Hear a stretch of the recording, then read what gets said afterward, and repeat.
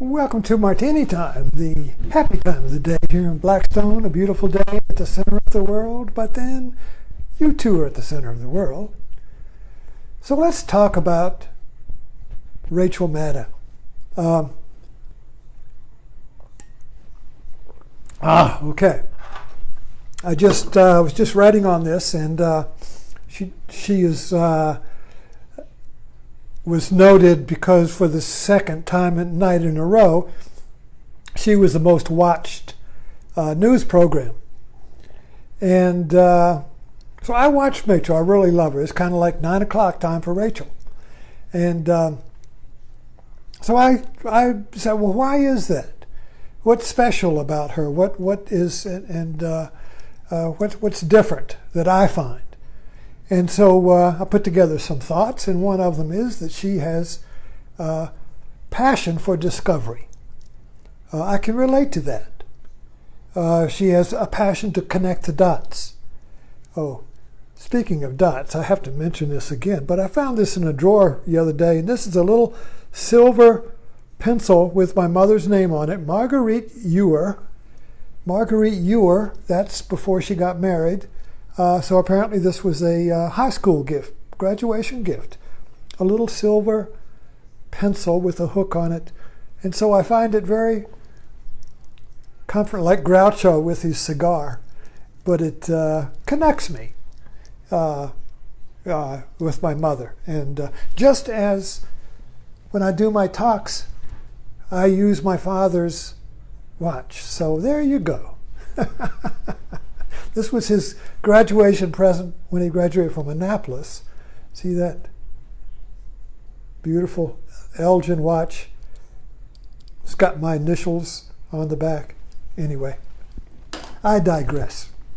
So Rachel is a passionate journalist who likes to connect dots and tell a story in a unique style that almost is like, has a rhythm to it. Her speech patterns, her delivery. Sometimes she'll repeat too much, but that's kind of like her rhythm that she gets into. So it's not, she doesn't appear to be reading a teleprompter, but speaking spontaneous. I don't know if she's reading it or not, but it comes across as being spontaneous from the heart. But the important thing is that she connects dots and she looks for the pattern. And she says with Trump, I don't listen to what he says, I watch what he does. So she connects the dots, which means connecting the pattern. Now this is the way this is the art of journalism, because the journalist wants to expose hypocrisy.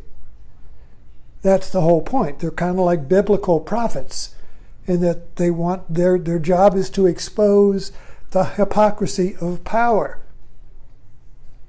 Now, hypocrisy basically is when the mouth is telling you, I'm doing this, but your body your actions are doing the opposite. So you may be saying, I'm not this is for your good, while you're beating them with a stick, but it doesn't feel like it's this is for your own good. Bam, bam, bam, you see.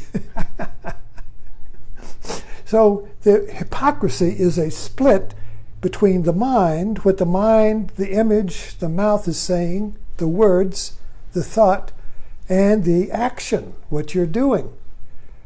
And the reason we can't pick it up, we can't see it, is because when you're looking at me, the action and the words are one, not two. It's only two when the soundtrack you're looking at a video and the soundtrack is off. So the mouth is saying this, but the words come a little bit after. You know that kind of feeling? So the words are a couple of seconds behind the mouth. You can see the separation there between the action, which is the mouth moving up and down, and the sound, the words. But in life, you don't. There is the words, the soundtrack, and the action is united. So you can't. There is no separation. But yet, something is wrong. Something is off. It doesn't feel right. It doesn't feel right. What's going on here? What's the truth here? Well, the function of the journalist is to ask questions in order to reveal the hypocrisy or the separation between the person's actions, policies, proclamations, laws, and what they are saying they're doing, you see. And so that's Rachel's pattern. She wants to reveal the hypocrisy of the power. And when that is your passion, it gives you tremendous energy. It gives me energy. In the same way that I give this talk, I want to share my insights, what I see, as if I were a journalist.